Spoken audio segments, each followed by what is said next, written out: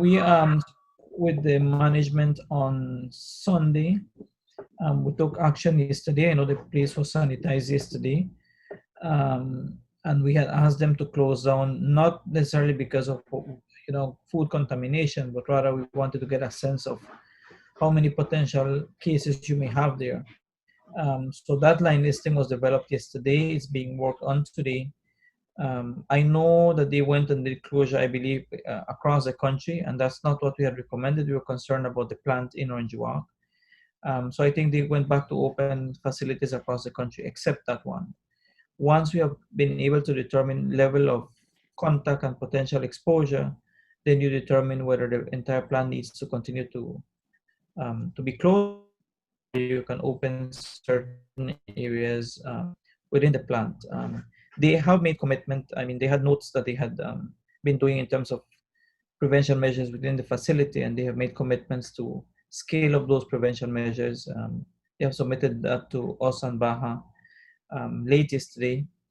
The team is on the ground trying to track down, because the persons, as we understand it, don't actually live in that community. They go to work there, primarily from San Felipe and Agos Pine Ridge, as that's the preliminary notes we have.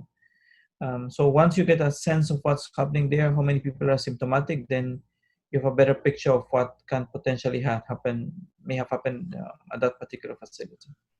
Do we know if any other employees have tested positive since Mr. Wicab's passing?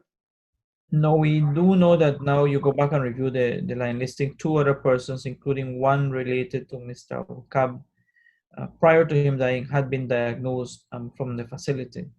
And so now your contact tracing determines if there's any other member. We do know of the death of another female from that same family, the sister of Mr. Wicab.